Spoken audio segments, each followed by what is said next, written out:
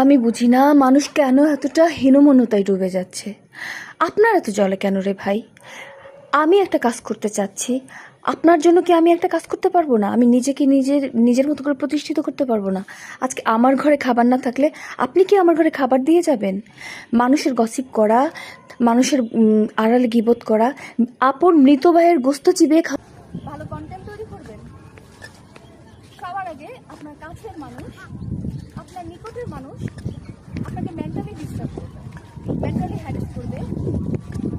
আপনি ভালো কিছু করছেন কিনা এটা কেউ দেখবে না।